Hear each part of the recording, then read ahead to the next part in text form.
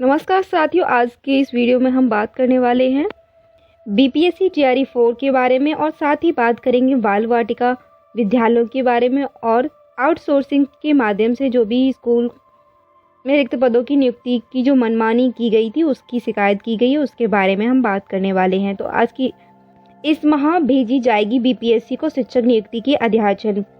तो राज्य सरकार विद्यालयों की जो टीआरई 4 की शिक्षकों की नियुक्ति के जो संबंध में अध्याचन है वो इसी माह बिहार लोक सेवा आयोग बीपीएससी को भेजेगा। इसको लेकर शिक्षा विभाग में मंडे को एक रोस्टर क्लियरेंस की दिशा में कार्रवाई शुरू कर दी गई है और टीआरई 4 में बताया जा रहा है कि 50,000 से ज़्यादा शिक्षकों की नियुक्ति होगी। इसके बाद ही टीआरई 5 भी आएगा। बचे हुए जो भी पद होंगे तो उसमें टीआरई 4 में फिल किए जाएंगे। इसकी पुष्टि करते हुए शिक्षा विभाग के एक अधिकारी ने बताया है कि शिक्षक के पद संबंधी रिक्त पदों के मामले में रोस्टर क्लियरेंस अगले वीक में पूरा करने के ऑर्डर्स दिए आए हैं। उसके बाद में शिक्षक नियुक्ति हेतु अध्याचन बीपीएससी को भेज दिया जाएगा।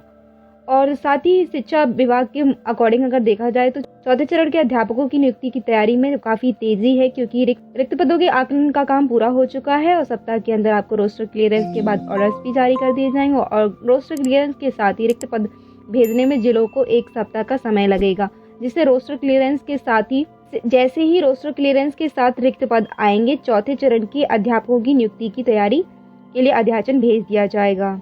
उसके साथ ही हम बात कर लेते हैं कि सभी प्राथमिक विद्यालयों में 2026 तक बाल वाटिका शुरू करने की भी तैयारी शुरू कर दी है। जैसे कि आप देख ही सकते हैं, इसमें उत्तर प्रदेश बेसिक शिक्षा विभाग राष्ट्रीय शिक्षा नीति एनईपी 2020 काफ़ी तेजी से प्रभावी हो रही है। इसके तहत ही प्रदेश में सभी प्राथमिक और कंपोजिट स्कूल्स में 6 वर्ष के बच्चों के लिए बाल वाटिका शुरू करने की तैयारी की जा रही है। 2026 तक बेसिक शिक्षा विभाग अपने सभी प्राथमिक और कंपोजिट विद्यालय में इसका संचालन करेगा।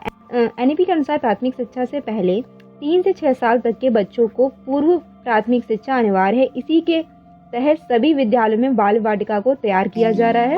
वर्तमान में 1,11,621 प्राथमिक और कंपोजिट विद्यालय चल रहे हैं, जिसमें से 70,494 प्राथमिक और कंपोजिट विद्यालय में को-लोकेटेड आंगनवाड़ी केंद्र चल रहे हैं। यहाँ बाल वाटिका का संचालन हो रहा है। वहीं जो वर्तमान में जो स्कूल की विलय प्रक्रिया चल रही थी उसमें 7-8 हज़ार स्कूल खाली हो गए हैं। उन्हीं स्कूल्स में इनकी 15 अगस्त से शुरुआत की जाए। इसके बाद शेष लगभग 35,000 प्राथमिक और कंपोजिट विद्यालय में आंगनवाड़ी केंद्र नहीं है। यहाँ भी बाल वाटिका का संचालन किया जाएगा। अगले साल तक हर जगह बाल वाटिका होगी। इसी क्रम में शिक्षा मंत्रालय ने पीआईबी में मिली स्वीकृति के बाद बच्चों को पढ़ाने के लिए विभाग में पिछले वर्ष early childhood care and education ECC educator की नियुक्ति शुरू कर दी थी। इसी साल 8,800 एजुकेटर्स की भर्ती की स्वीकृति मिली है। इन सभी की प्रक्रिया चल रही है। जैसे कि आप सभी जानते हैं, सितंबर तक होगी। विभाग के अनुसार बाल वाटिका में बच्चों को खेल खेल के पढ़ाई के साथ मनोरंजन अवसर भी मिलेगा। जहां पहले से बाल वाटिका संचालित नहीं होंगी, उन विलय वाले विद्यालय को पुस्तकालय के रूप में विकसित कर दिया जाएगा। जो खाली वाले स्कूल हैं उनके फ्यूचर के बारे में भी डिसीजन लिया जा रहा है कि उनमें अगर बाल वाटिका नहीं खोलेंगे तो लाइब्रेरी खोल दी जाएगी।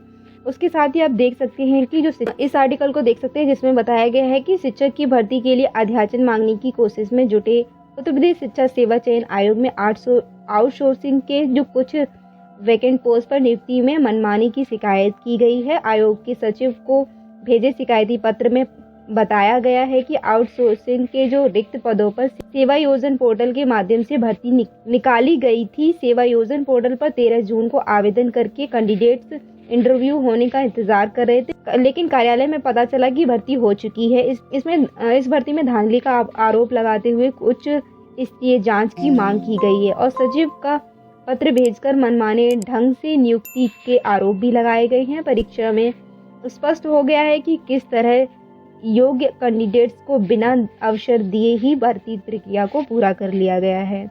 तो सचिव को भेजे शिकायती पत्र में राकेश कुमार पाल ने आरोप लगाया है कि कार्यालय में तैनात अधिकारी और एजेंसी ने बिना टाइपिंग परीक्षण इंटरव्यू कराए मनमाने ढंग से भर्तियां करा ली हैं। आउटसोर्सिंग वाली जो उन्होंने मांग की है कि जो भी कर्मियों को नियुक्ति दी गई है उनके सापेक्ष कार्रवाई कराई जाए और उनकी निष्पक्षता से उनकी जांच की जाए। और साथ ही सचिव डॉक्टर शिवजी मालवीय ने बताया है कि आउटसोर्सिंग के तहत जो नियुक्तियां हुई हैं वो शिक्षा सेवा चयन आयोग के अधिनियम के अंतर्गत है।